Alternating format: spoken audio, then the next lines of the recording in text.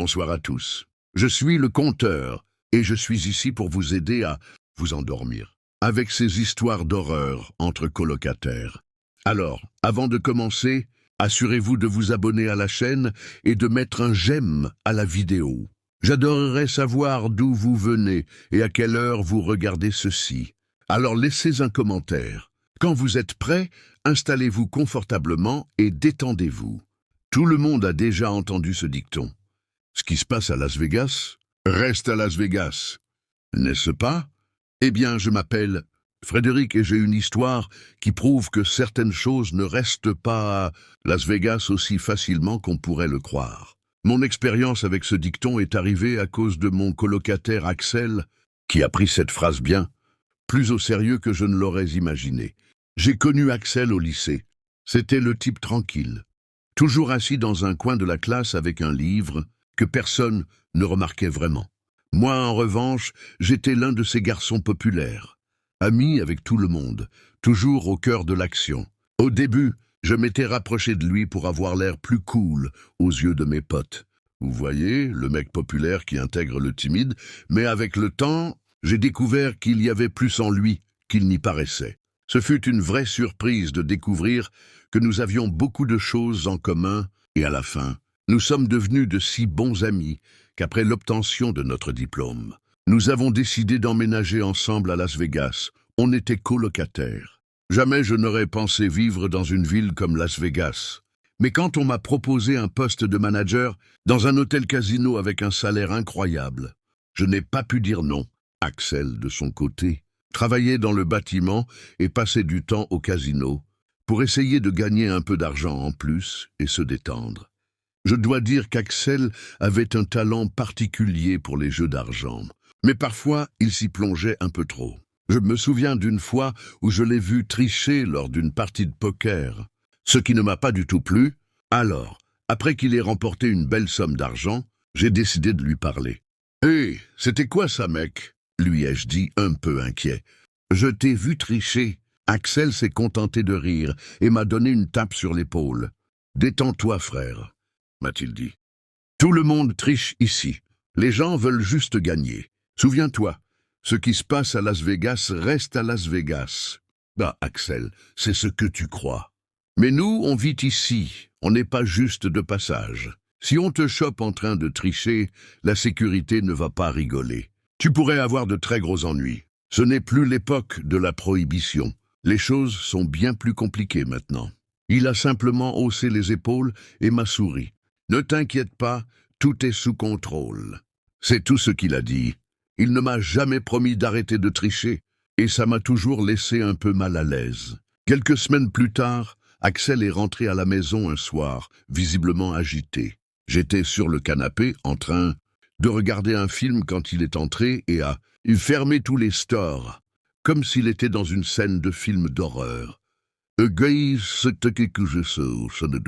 Qu'est-ce qui t'arrive, mec? Lui ai-je demandé, étonné.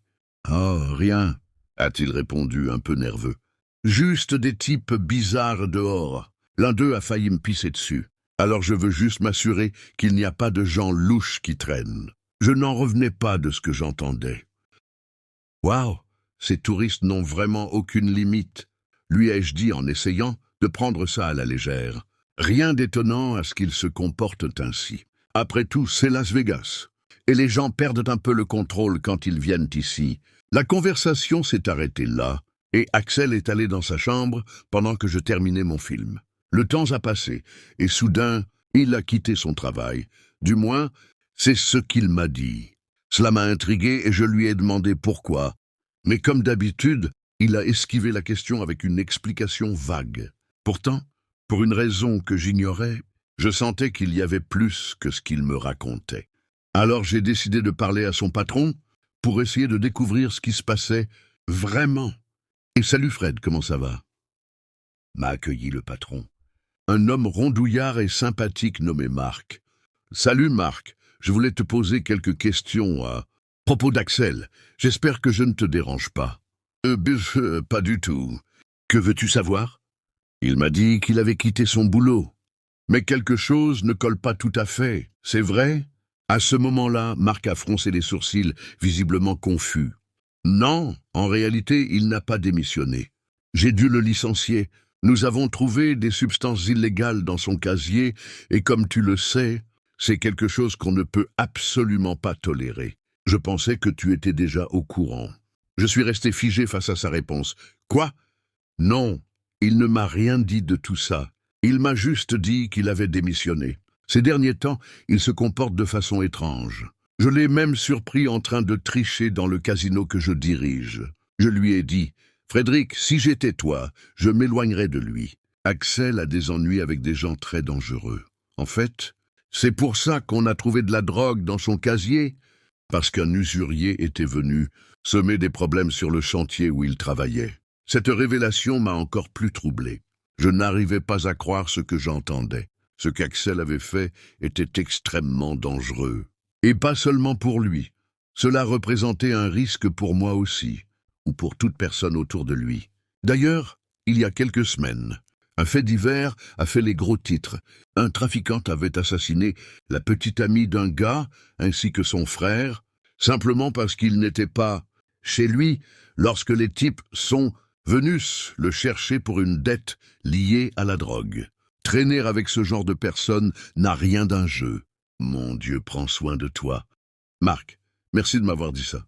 Il n'y a pas de quoi, mais prends soin de toi aussi. Je ne veux pas qu'il t'entraîne dans ces histoires. En rentrant chez moi, ma tête tournait. Je n'arrivais pas à digérer tout ce que je venais d'apprendre. Quand je suis arrivé, Axel n'était pas là. Je suis donc resté assis à l'attendre pour le confronter. Les heures ont passé et la nuit s'est assombrie. J'ai finalement entendu le bruit d'une voiture approcher. Mais quand j'ai regardé par la fenêtre, j'ai vu que ce n'était pas la voiture d'Axel. C'était une élégante voiture noire qui s'est garée devant notre entrée.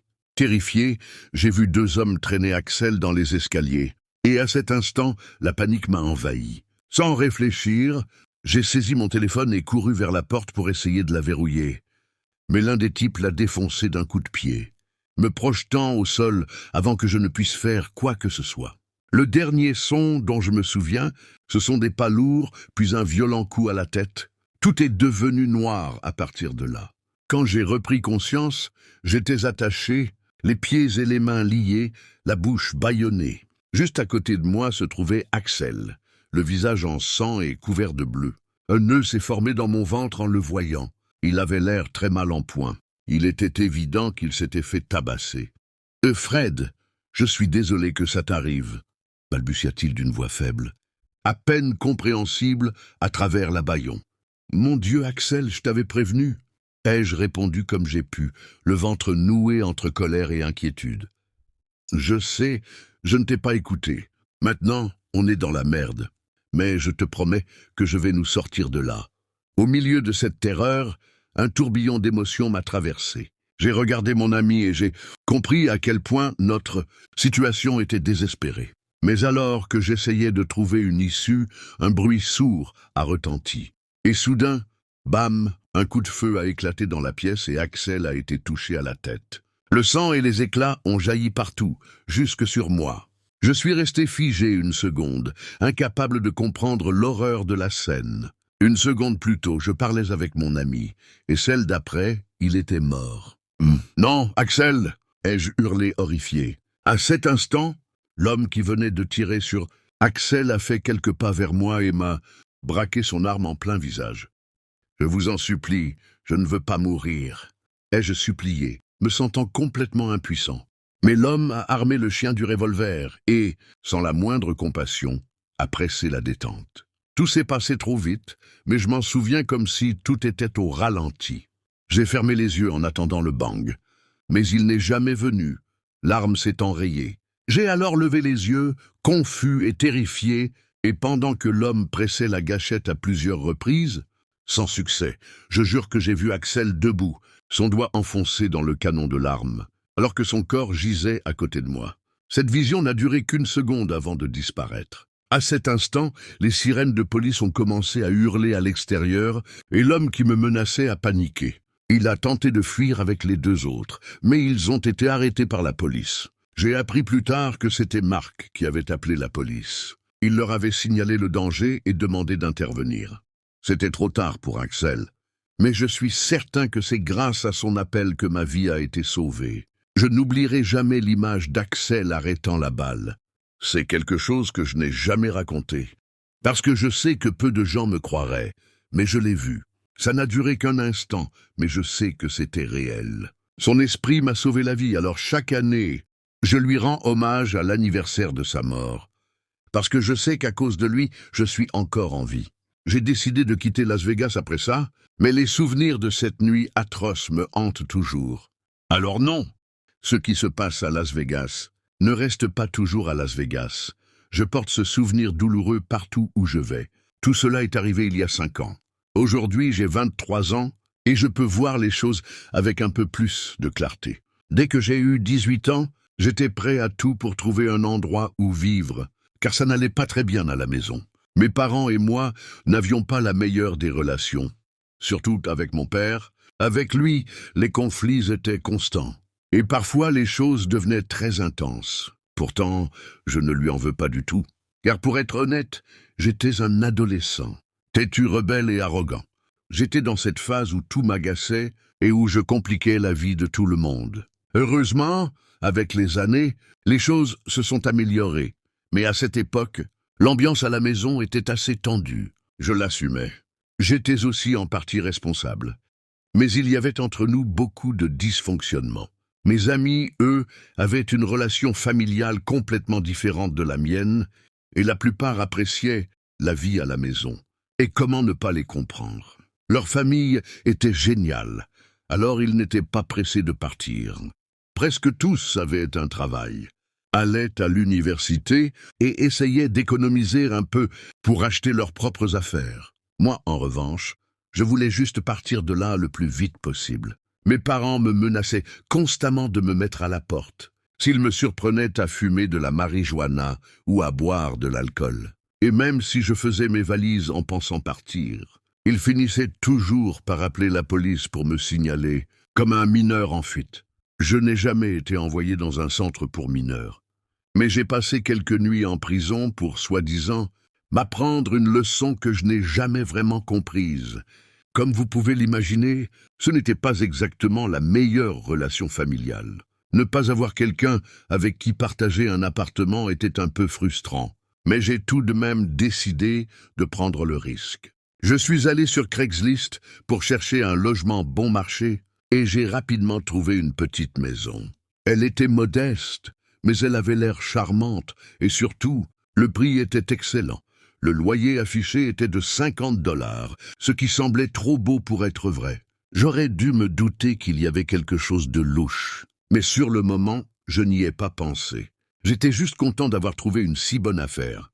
Alors j'ai appelé tout de suite. La propriétaire n'a pas répondu. Alors j'ai laissé un message vocal. Peu après, j'ai reçu un texto me disant que je pouvais visiter la maison ce soir-là. J'étais excité à l'idée d'avoir un endroit à moi, alors j'y suis allé. Quand je suis arrivé, une femme d'environ 50 ans m'a accueilli.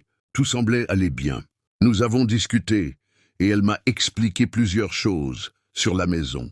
Cependant, elle ne m'a demandé de signer aucun contrat ni aucun document, ce que j'ai trouvé un peu étrange. À la place, elle m'a seulement demandé un petit acompte, que j'ai réussi à réunir rapidement, et elle m'a dit que je pouvais emménager dès le lendemain. Le jour suivant, je suis donc allé lui remettre l'argent. Une fois fait, elle m'a donné les clés et j'ai déchargé ma camionnette. Je devais retourner chercher quelques affaires, alors je suis reparti. Mais quand je suis revenu chez moi dans la soirée, vers 20h30, j'ai remarqué que la voiture de la dame était toujours là. Ça m'a paru étrange, et j'ai tout de suite ressenti un malaise. Que faisait-elle encore là? Je me suis demandé ce qui se passait. En entrant, je l'ai trouvée assise sur le canapé du salon, en train de regarder la télévision, ce qui m'a immédiatement mis mal à l'aise. « Pardon, qu'est-ce que vous faites ici ?» lui ai-je demandé, essayant de paraître poli, bien que confus et troublé. « Oh, je vais rester ici quelques jours, le temps de trouver un endroit pour moi. » A-t-elle répondu comme si c'était tout à fait normal. Je l'ai regardée, stupéfait. À aucun moment durant notre conversation, elle n'avait mentionné que nous serions colocataires. Et combien de temps pensez-vous rester » ai-je demandé. n'en croyant pas mes oreilles. Juste quelques jours, a-t-elle répondu calmement. Même si cette idée me mettait mal à l'aise, j'étais trop fatigué et submergé pour discuter, alors j'ai laissé couler et je suis allé dans ma chambre. J'ai fermé la porte à clé juste au cas où, car son comportement me donnait une mauvaise impression. Cette nuit-là, je me sentais nerveux. Quelque chose n'allait pas, mais j'étais trop épuisé pour m'en inquiéter vraiment. Mon instinct, pourtant, me disait que j'aurais dû l'empêcher de rester, surtout parce que c'était une femme plus âgée. Et si elle tentait quelque chose de bizarre? Bon, je suppose que je peux me défendre, non? Me suis-je dit avant de sombrer dans un profond sommeil. Au bout d'environ 30 minutes, je me suis réveillé avec de la musique provenant du salon. Je me suis levé un peu agacé et je lui ai demandé de baisser le volume parce que j'essayais de dormir. Elle m'a juste lancé un regard vide. Quelques minutes plus tard, elle a baissé le son, mais elle n'a rien dit, ce qui n'a fait qu'amplifier mon malaise. J'ai réussi à me rendormir, mais ce qui s'est passé ensuite a été la chose la plus terrifiante et la plus étrange qui me soit jamais arrivée. J'ai entendu un léger coup à la porte. « Bonjour », dit-elle. « Que voulez-vous, madame ?» ai-je répondu. « J'essaie de dormir. »« Tommy, réveille-toi », répondit-elle. « Le dîner est presque prêt. Tu ne veux pas fâcher maman. » Un frisson glacé m'a parcouru l'échine en entendant cela. Je ne m'appelle pas Tommy. Il y avait définitivement quelque chose de très inquiétant chez elle. En réalité, je m'appelle Elliot, donc on ne pouvait pas être plus éloigné de Tommy. Je suis resté figé, espérant qu'elle s'en irait. Mais au lieu de cela, elle a commencé à frapper à la porte avec insistance en criant « Hé, laisse-moi entrer maintenant. Si tu ne le fais pas, ce sera la dernière chose que tu feras. Je te le promets. » La terreur m'a totalement envahi. Cette femme était folle et j'étais terrifié. Dans un élan de pur instinct, j'ai saisi ma commode et l'ai poussée contre la porte. Ensuite, j'ai attrapé mon téléphone, j'ai ouvert la fenêtre de ma chambre. Et sans réfléchir une seconde, j'ai sauté dehors, manquant de peu de me tordre la cheville. Une fois à l'extérieur, j'ai couru jusqu'à ma camionnette aussi vite que mes jambes le permettaient. Et je suis parti à toute allure, sans jamais me retourner. Ce que je ne savais pas à ce moment-là, c'est que quelques semaines plus tard, on apprendrait que son fils avait disparu et que son corps avait été retrouvé. Aileen, c'était le nom de la femme, a été accusée de l'avoir tué. Apparemment, les enquêteurs ont découvert qu'elle l'avait empoisonné et enterré dans le jardin de sa maison. Son fils s'appelait Tommy. À ce jour, je ne sais toujours pas quel genre de démon s'est emparé d'elle. Mais Aileen était complètement malade. Je ne sais pas si elle pensait vraiment que j'étais son fils, si elle essayait de le faire revivre d'une certaine manière, ou si elle avait simplement perdu la tête. Mais même aujourd'hui, c'est comme un mauvais rêve, rien que d'en parler. Cette femme était totalement déséquilibrée, et je suis convaincu que si j'avais mangé le repas qu'elle m'avait préparé ce soir-là, je serais aujourd'hui enterré sous terre, dans son jardin. Tout comme son fils Tommy, je vais commencer mon histoire en disant que je déteste les chiens. Mais avant de me juger, vous devez savoir que je ne suis pas du genre à détester les chiens sans raison. En fait, je les adorais quand j'étais enfant. Mais tout a changé quand j'ai emménagé dans une maison avec 4 énormes bergers allemands. Quand j'ai emménagé chez mon ami Kyle, il avait ses 4 chiens magnifiques et imposants. Mais il m'a averti de ne pas trop m'en approcher. Il m'a dit qu'il n'était amicaux qu'avec lui et sa copine, et que s'il me voyait, il pourrait être effrayé ou devenir nerveux. Ok, super. Donc, me voilà à vivre à côté de 4 grosses bêtes qui me voyaient comme un étranger, tandis que mon ami faisait de son mieux pour que tout se passe bien. Il veillait généralement à verrouiller la porte quand il sortait, ou à laisser les chiens dans le jardin, s'il devait s'absenter longtemps. Un jour, Kyle m'a informé que lui et sa copine allaient rendre visite à leur famille et qu'ils laisseraient les chiens dans le jardin pendant quelques jours. Il m'a expliqué qu'il avait installé des distributeurs automatiques de nourriture et un système d'arrosage qui se déclenchait tout seul, donc je n'avais pas à m'en soucier. Le jardin était assez grand et, pour être honnête, j'étais soulagé qu'il soit à l'écart. Après tout, je ne voulais pas me retrouver face à 4 énormes chiens sans que Kyle soit là pour assurer mes arrières. Le jour est arrivé, et en me réveillant, Je suis allé à la cuisine pour me préparer un café. J'ai regardé par la porte coulissante et j'ai vu les 4 bergers allemands là, me fixant comme s'ils attendaient quelque chose. Ils grognaient doucement, alors au lieu de paniquer, j'ai ri un peu. Après tout, ce n'étaient que des chiens, mais ce sourire a vite disparu. Je suis sorti pour aller travailler et, après une journée épuisante, suivie d'une séance de sport, je suis rentré vers 18 h. En entrant dans la cuisine, j'ai immédiatement senti que quelque chose n'allait pas. La porte-fenêtre en verre était brisée et des éclats jonchaient le sol. À cet instant, j'ai entendu un grognement profond derrière moi et je n'avais pas besoin de me retourner pour savoir ce que c'était. Je sentais chaque poil de mon corps se dresser et aussitôt, j'ai fait ce que n'importe qui aurait fait à ma place. J'ai couru à l'étage en direction de ma chambre, aussi vite que possible. Le bruit des pattes martelant, le sol derrière moi faisait battre mon cœur à tout rompre. Heureusement, j'ai réussi à atteindre ma chambre et à en fermer la porte, juste avant d'être attrapé. Mais quand j'ai sorti mon téléphone pour appeler les urgences, j'ai réalisé que je l'avais laissé dans la voiture, dans mon sac de sport. Ce fut un moment de pure désespérance. Pourquoi n'y avais-je pas pensé plus tôt? Imaginez la peur. J'étais en pleine campagne, à environ 1 mile de la maison la plus proche, complètement seul, avec ces monstres de chiens en liberté dans la maison. Kyle avait choisi cet endroit pour qu'ils aient de l'espace pour courir, mais à ce moment-là, je ne me sentais que piégé. Je me suis mis à réfléchir à ce que j'allais bien pouvoir faire. Je ne savais même plus où étaient les autres chiens. J'en avais vu un en montant les escaliers, mais les autres étaient peut-être eux aussi tapis quelque part, prêts à jouer les prédateurs. Et évidemment, moi j'étais la proie. Envahi par la peur et la panique, je me suis appuyé contre la porte, tentant de reprendre mon souffle, quand soudain, boum, quelque chose de massif a frappé la porte. Ce coup a été immédiatement suivi par des griffures, me confirmant que les chiens essayaient réellement de forcer l'entrée. Je ne savais pas s'ils étaient enragés ou simplement apeurés, mais je savais que je ne pouvais pas rester là à attendre que la porte cède. Ce n'était qu'une question de temps. Dans un élan de désespoir, j'ai couru vers la salle de bain attenante et j'en ai refermé la porte derrière moi. Là, l'angoisse s'est emparée de moi alors que j'entendais les chiens gratter et mordre la porte. Je me suis demandé si j'allais vraiment finir ainsi, dévoré vivant par 4 chiens déchaînés.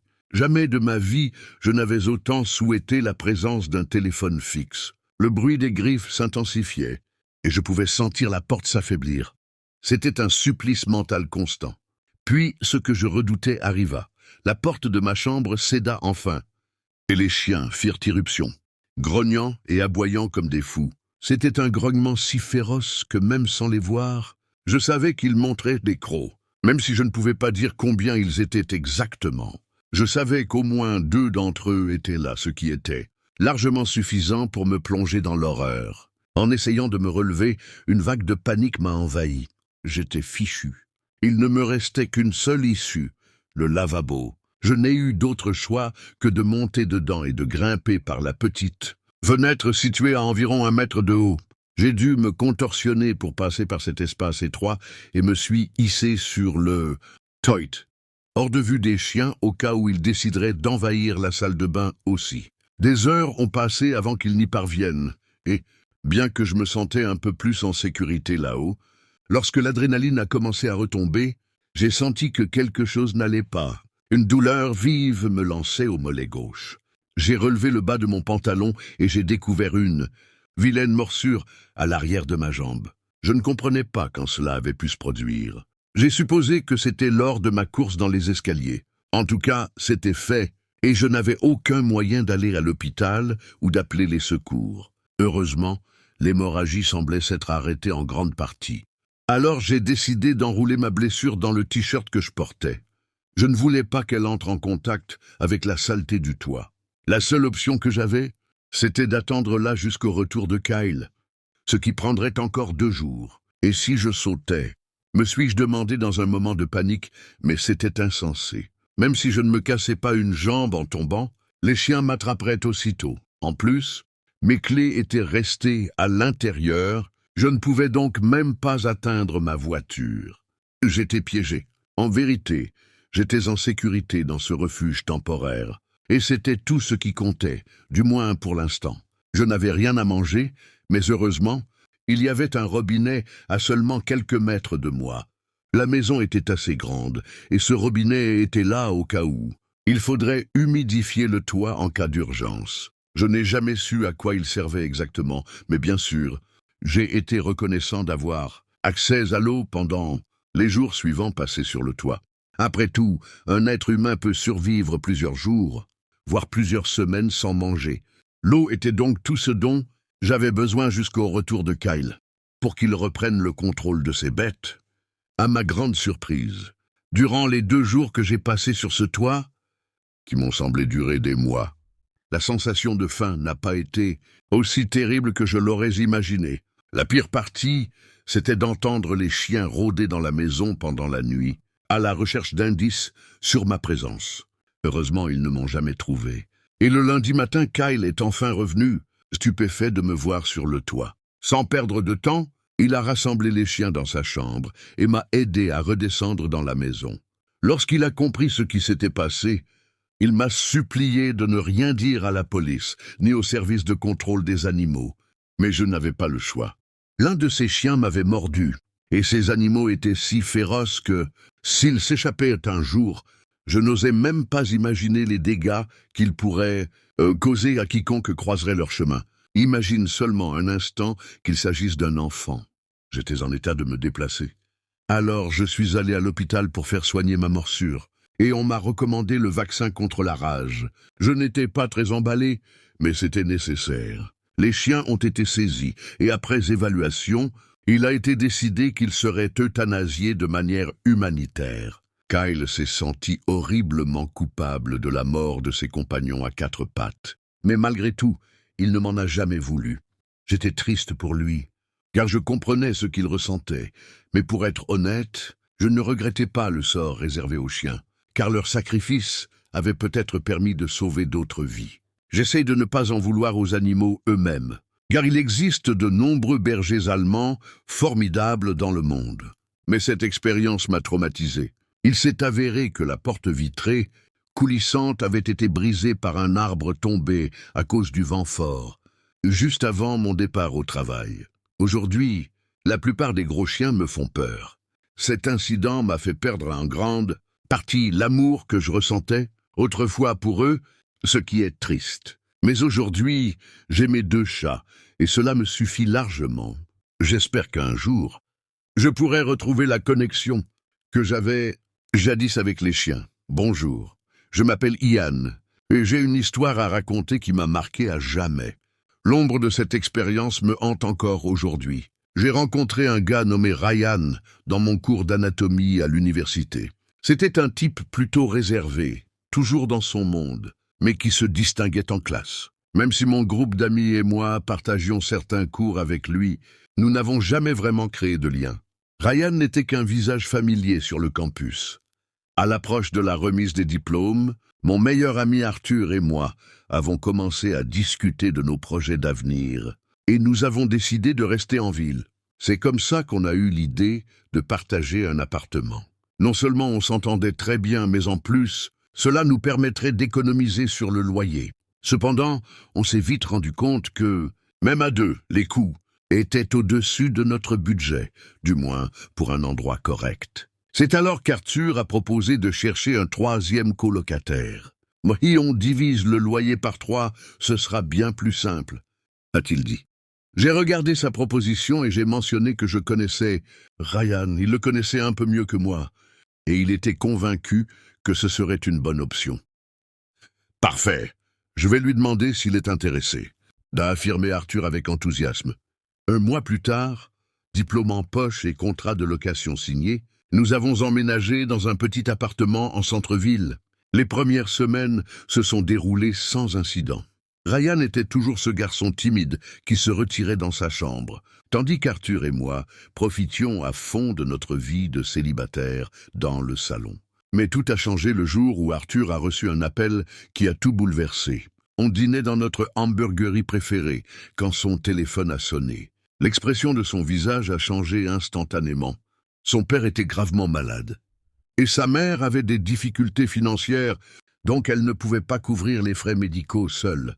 Il n'y avait pas d'autre option. Arthur devait partir pour aider sa famille. J'ai essayé de le consoler en lui, disant que je comprenais parfaitement et que je le soutiendrais du mieux que je pouvais. Il m'a serré dans ses bras en disant que tout irait bien et qu'il ne devait plus penser à nous. « Va t'occuper de ton père, mon ami, on s'occupe du reste ici. » Les jours ont pris une tournure étrange. Ryan s'est révélé être quelqu'un de généreux et a proposé de couvrir une partie du loyer, pendant l'absence d'Arthur. Au début, c'était bizarre de vivre seul avec lui. Il ne sortait jamais de sa chambre, et au bout de quelques mois, je me suis rendu compte que je ne savais même pas à quoi ressemblait son espace. Mais ce n'était que le début, car les choses ont commencé à devenir vraiment étranges. Une nuit, je me suis réveillé pour aller aux toilettes, et j'ai remarqué que Ryan sortait de sa chambre avec une drôle d'allure. Je l'ai vu se diriger vers la cuisine, et en passant devant sa porte entr'ouverte, j'ai jeté un coup d'œil par simple curiosité. Je ne m'attendais pas à ce que j'allais voir. Dans sa chambre, une vingtaine de bougies étaient allumées, projetant une lumière tremblotante sur les murs. Ce que j'ai vu m'a laissé figé, les yeux écarquillés, paralysé devant la porte. À ce moment-là, Ryan est arrivé et, sans un mot, a refermé sa porte rapidement. Peu après, des objets étranges ont commencé à apparaître dans l'appartement. Des artefacts mystérieux, des statues bizarres. Au début, je pensais que c'était juste une touche excentrique de sa personnalité. Mais les choses se sont accumulées. Puis, des livres dans des langues inconnues ont commencé à traîner un peu partout. J'ai laissé passer, pensant qu'il faisait partie de son côté studieux. Mais les tensions montaient, jusqu'à atteindre un point de non-retour. Un matin, j'ai ouvert le congélateur et, à ma grande horreur, j'y ai trouvé un sac contenant ce qui semblait être des morceaux d'animaux, ensanglantés dans un état abominable. « Je suis désolé. »« Je suis désolé. » a crié Ryan en me voyant refermer la porte d'un coup, riant comme si c'était parfaitement normal. C'en était trop. Ce jour-là, j'ai fait mes valises et décidé de passer le week-end chez mes parents. J'avais besoin de m'éloigner de Ryan et de ses bizarreries. Quand il m'a proposé de m'emmener à l'aéroport, c'était la première fois depuis des mois qu'on avait un vrai échange. Mais une fois à la terminale, j'ai découvert que mon vol avait été annulé. Je n'ai donc pas eu d'autre choix que d'appeler un Uber et de retourner à l'appartement. Ce que j'ai trouvé en revenant me hante encore aujourd'hui. À peine la porte ouverte, je suis resté figé. Il était plus de minuit. Toutes les lumières étaient éteintes, mais le salon était illuminé par des centaines de petites bougies éparpillées partout.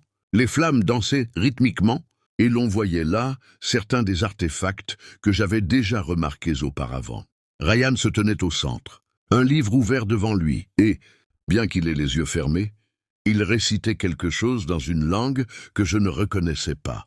J'étais figé, observant cet environnement étrange et macabre qui avait envahi mon appartement. Tout autour de la pièce, des morceaux d'animaux ensanglantés étaient disposés sur des plateaux, et l'odeur était absolument écœurante. Je me demandais si c'était le bon moment pour tenter d'attirer son attention. Soudain, les paupières de Ryan s'ouvrirent brusquement, ne révélant que du blanc glacé là où auraient dû se trouver ses pupilles. Et avant même que je puisse réagir, il tourna lentement la tête vers moi, me glaçant le sang. Bien que ses yeux soient inhumains, il ne montra aucun signe de surprise.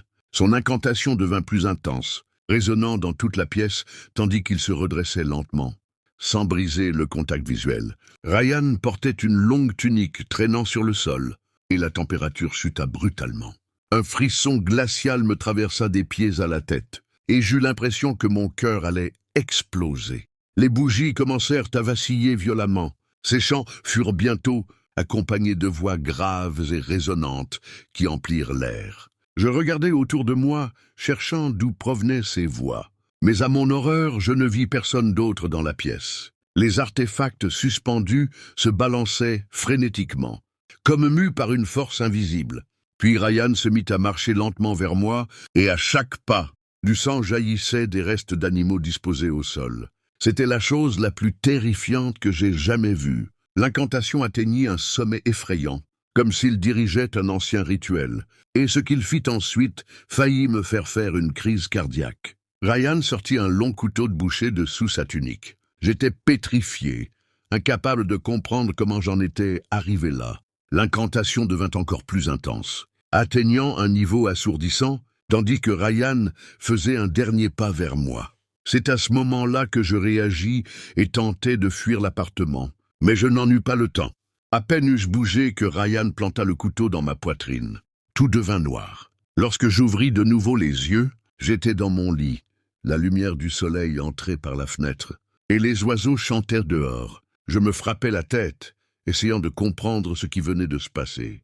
Je sautai du lit et courus vers le salon, et là, tout était normal, calme, paisible. Ryan sortit de la salle de bain, me salua d'un « bonjour » avant de retourner dans sa chambre. Je m'arrêtai complètement déboussolé. Le congélateur était vide, sans aucune trace des morceaux d'animaux étranges, et les artefacts et les livres bizarres avaient tous disparu. Pendant des semaines, j'essayais de me convaincre que j'avais tout imaginé. Mais une nuit, je remarquai une petite cicatrice sur ma poitrine.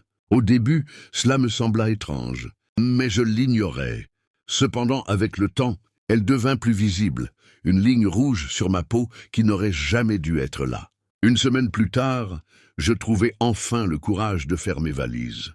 Je ne dis même pas au revoir. J'annulai mon contrat de location en un éclair et quittai cet endroit, comme si un esprit maléfique était à mes trousses. Je ne revis jamais Ryan et je n'entendis plus jamais parler de lui. Depuis ce jour, j'ai juré de ne plus jamais vivre avec un inconnu, car parfois, l'horreur peut prendre les formes les plus inattendues et terrifiantes. Ce que j'ai vécu m'a appris que les choses ne sont pas toujours ce qu'elles semblent être, et je suis reparti avec la certitude que certaines portes ne devraient jamais être ouvertes. Je n'écris pas souvent sur mes expériences personnelles, alors je te demande de faire preuve de patience pendant que je te raconte cette série d'événements étranges et terrifiants qui ont marqué 2 mois de ma vie en 2015. Tout a commencé lorsque mes 2 amis et moi avons décidé de louer une maison à Los Angeles. Nous avions toutes trouvé un emploi dans la région et voulions partager un logement après l'université. C'est ainsi que nous avons trouvé une maison qui correspondait à notre budget. En divisant le loyer à 3, tout semblait parfait. Nous pensions que si nous trouvions une 4e colocataire, ce serait encore mieux côté finances. Alors, quand mon ami Molly a proposé une connaissance, nous avons pensé que ça pourrait fonctionner. La nouvelle colocataire s'appelait Dove, et durant le 1er mois, tout se passa très bien. Elle circulait doucement parmi nous, faisait ses tâches, et en général, restait assez discrète. Elle semblait toujours plongée dans ses propres affaires, et ne se plaignait jamais. Nous avions l'impression d'avoir eu beaucoup de chance, de tomber sur quelqu'un d'aussi agréable. Mais tout a changé lorsqu'elle a rencontré Ty, son nouveau petit ami. La première fois qu'elle l'a amené à la maison, nous sommes toutes restées bouche bée. Ce type était un vrai désastre. Il était couvert de tatouages, y compris sur le visage, et sentait fortement la marijuana. Son attitude était l'une des pires que nous avions jamais vues. Pourtant, Dove semblait totalement l'ignorer et l'a emmené dans sa chambre. Heureusement, nous n'avons plus entendu parler d'eux cette nuit-là. Le lendemain matin, à notre réveil, nous avons découvert que notre télé, notre vieille chaîne stéréo et même notre micro-ondes avaient disparu. Aucun doute possible, Ty avait volé nos affaires. Après tout, il était le seul à être venu chez nous. Furieuse, nous avons frappé à la porte de Dove jusqu'à ce qu'elle sorte. Et au lieu de nier, elle nous a dit qu'elle avait simplement donné nos affaires à Ty, parce qu'il en avait besoin. En plus, elle s'est énervée contre nous parce qu'on lui criait dessus, alors qu'elle avait permis qu'on nous vole. Elle nous a promis de remplacer ce qui avait été pris. Mais ce n'était pas la question. Nous avons décidé de lui pardonner, mais nous lui avons dit que si elle voulait continuer à vivre avec nous, elle ne devait plus jamais remettre les pieds dans la maison. À contre-cœur, elle a accepté. Une semaine passa sans incident, jusqu'à ce qu'un mardi soir, alors que nous regardions un film, la porte s'ouvre. À notre grande surprise et horreur, devait entrer main dans la main avec Ty, à traverser le salon sans nous adresser un regard, comme si notre conversation précédente n'avait jamais eu lieu, et a claqué la porte derrière elle. En voyant cela, nous avons décidé de dormir dans le salon, pour éviter qu'ils ne volent encore des affaires. Mais cela n'a pas fonctionné non plus. Quand Dove a dit à Ty qu'il pouvait prendre ce qu'il voulait dans le frigo, il a commencé à remplir un sac plastique avec notre nourriture comme s'il faisait ses courses. Nous avons crié et dit qu'il ne pouvait pas encore nous voler, mais ils nous ont complètement ignorés. Ty est simplement sorti avec le sac et Dove est retourné dans sa chambre, nous laissant stupéfaites. Avec le temps, nous avons compris que Ty entraînait Dove dans la drogue. Il n'était qu'un fournisseur qui l'avait rendue dépendante. Elle s'enfonçait dans une spirale sombre et semblait n'avoir plus aucun intérêt pour autre chose. Pendant des mois, nous l'avons vue se dégrader, tandis que nous étions obligés de déplacer toutes nos affaires dans nos chambres, verrouillant nos portes la nuit pour que rien ne disparaisse. Nous avons même installé des serrures sur nos portes pour protéger nos biens, car Ty et ses amis drogués traînaient souvent dans la maison. Peu importe nos tentatives de lui faire comprendre la gravité de la situation, Dove refusait de nous écouter. Alors, désespérés, nous avons fait ce que n'importe qui aurait fait à notre place. Nous avons attendu que Ty et sa bande soient dans la maison pour appeler la police. Ils nous ont dit de quitter les lieux avant leur arrivée. Alors, tremblantes, nous sommes allés nous réfugier chez une voisine et avons observé la scène par sa fenêtre. Nous n'en croyions pas nos yeux quand une véritable équipe du SWAT est arrivée devant notre maison. Ce fut le début d'un cauchemar que nous n'oublierons jamais. Ty et certains de ses amis ont été arrêtés pour possession et trafic de drogue. Même si nous étions très inquiètes, nous ne nous attendions pas à une intervention aussi brutale de la police. Dove a été relâché parce que Ty a assumé toute la responsabilité. Bien que soulagée, nous pensions que cela serait l'électrochoc dont elle avait besoin pour se libérer de cette dépendance et se débarrasser de ce monstre dans sa vie. Malheureusement, la situation ne fit qu'empirer. La police a fouillé toute la maison, y compris nos chambres, et quand ils nous ont enfin autorisés à rentrer, tout était sans dessus-dessous. Dove, de son côté, était furieuse. Elle nous a hurlé dessus, nous accusant de lui avoir ruiné la vie. Nous avons tenté de lui expliquer qu'elle avait besoin d'aide, mais elle s'est braquée et a dit qu'elle déménagerait dès qu'elle le pourrait. Se sentant trahie, cela nous faisait mal de la voir comme ça, mais au fond, nous étions aussi soulagés à l'idée de retrouver enfin la paix.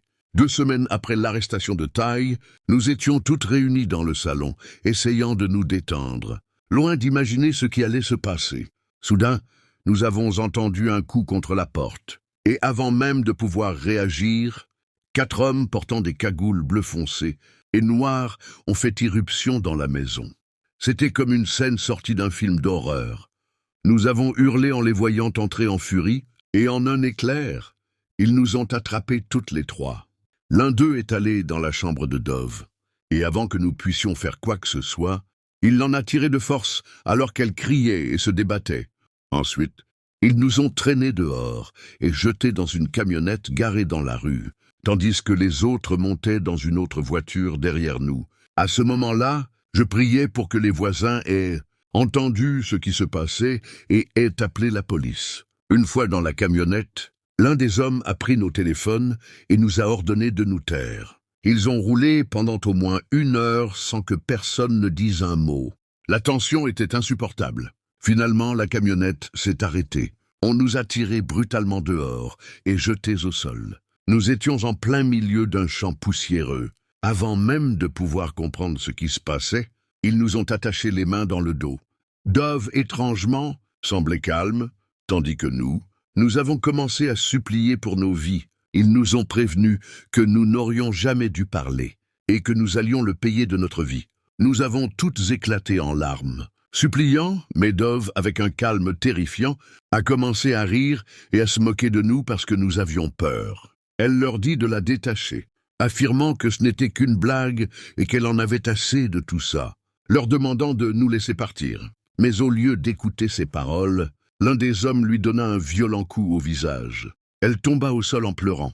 À cet instant, une vague de terreur m'envahit. Je croyais sincèrement que nous allions mourir. La certitude que ces hommes allaient nous assassiner me plongea dans une résignation glaciale. Je n'espérais plus qu'une chose, que ma famille puisse trouver un peu de paix. Après ma mort, mes pensées étaient sombres, désespérées. Alors que nous supplions pour nos vies, nous avons vu avec horreur ces hommes commencer à creuser de grands trous dans la terre, juste devant nous. Mon cœur s'est emballé. J'étais convaincu que ces trous allaient devenir nos tombes.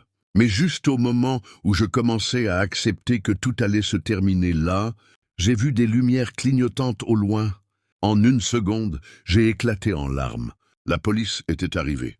Les hommes ont essayé de fuir, mais il n'y avait nulle part où aller dans ce champ poussiéreux et désert. Les agents ont sauté de leur véhicule et ont rapidement maîtrisé la situation, nous libérant de nos liens. Heureusement, ils ont pu arrêter les 4 hommes sans difficulté. On nous a emmenés à l'hôpital pour vérifier si nous avions des blessures.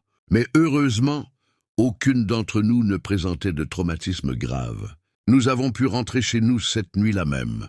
Finalement, nous sommes retournés chez ma mère, en banlieue de Los Angeles, en attendant d'avoir des nouvelles de la police concernant les mesures qui seraient prises contre ces hommes. Ils ont tous été inculpés pour enlèvement, agression et complot de meurtre. Ils ont commencé à se dénoncer entre eux, même taille. Leurs peines ont varié entre 17 et 25 ans, et j'ai ressenti un immense soulagement, en sachant qu'aucun d'eux ne pourrait achever ce qu'ils avaient recommencé. À ma grande surprise, cet épisode a aussi été un signal d'alarme pour Dove, qui a été arrêté et jugé pour complicité. Depuis, toutes mes anciennes colocataires sont restées en contact, sauf Dove, que nous avons choisi de laisser derrière. Je vis encore chez ma mère, tandis que Molly et notre amie Jenna ont trouvé un petit appartement ensemble à Los Angeles. Parfois, on se retrouve pour déjeuner et se donner des nouvelles. Cette nuit noire m'a laissé marquer. Je souffre de stress post-traumatique et je fais encore des cauchemars récurrents. Cette expérience a été terrifiante, mais je suis reconnaissante d'avoir mes parents à mes côtés pendant que je tente de guérir.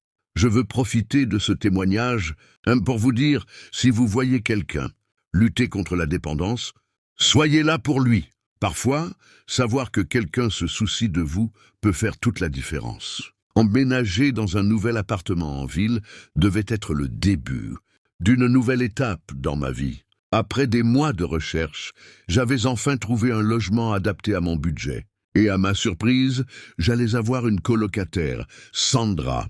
Au début, elle me sembla un peu étrange et réservée. Mais je me suis dit que chacun a ses bizarreries. Le premier soir, après avoir déballé mes affaires, j'ai décidé de prendre une longue douche pour me détendre.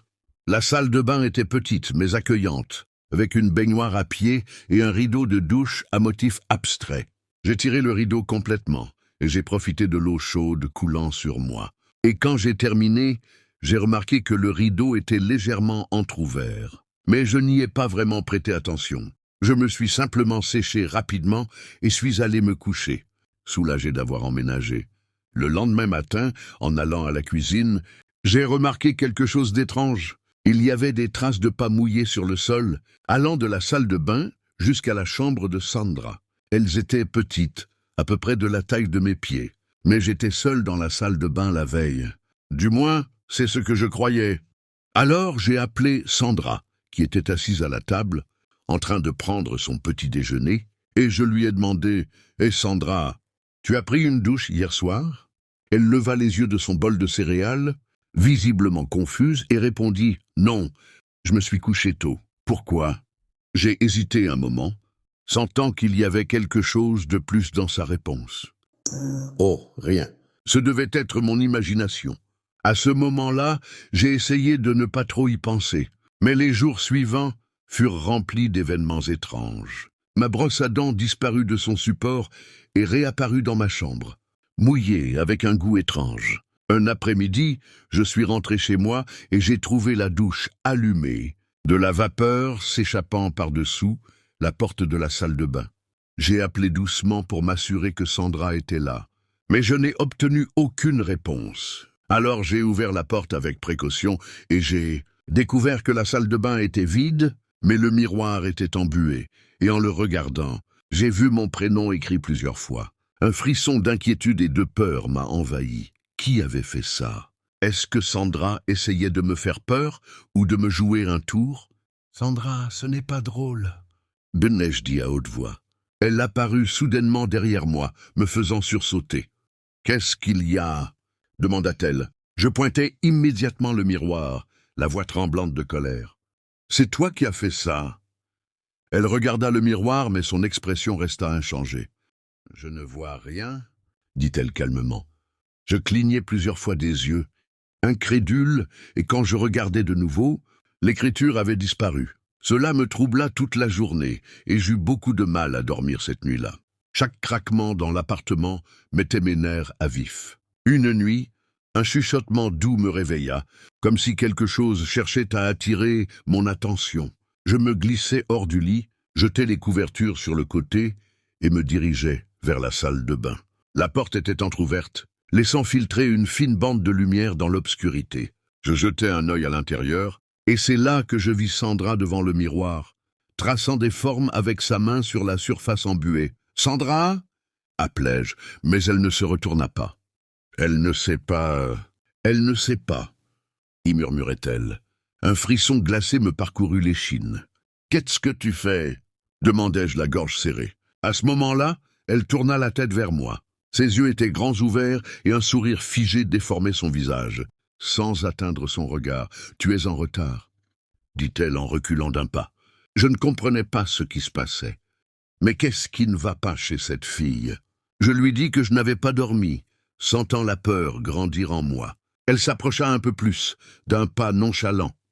Tu devrais te reposer. Demain sera un grand jour. » Je n'avais aucune envie de rester là une seconde de plus. Je courus jusqu'à ma chambre et fermai la porte, déterminé à comprendre ce qui se passait. Le lendemain matin, profitant de son absence, je décidai d'explorer sa chambre. Elle était plutôt vide. Un lit bien fait, une coiffeuse, et un nombre inquiétant de miroirs accrochés au mur. Mais ce qui me glaça le sang, ce fut l'intérieur de son placard. Mes affaires disparues tombèrent au sol. Des vêtements, des serviettes, ma brosse à cheveux, tout était là soigneusement aligné. Il y avait aussi un carnet rempli de pages manuscrites et de dessins étranges. Mon prénom y était écrit des dizaines de fois, entrecoupé de visages, certains identiques aux miens, d'autres tordus et déformés. Un plancher grinça derrière moi, et en me retournant, je vis Sandra. Elle me regardait fixement avec un sourire étrange. Le carnet tremblait entre mes mains. « Pourquoi as-tu mes affaires ?»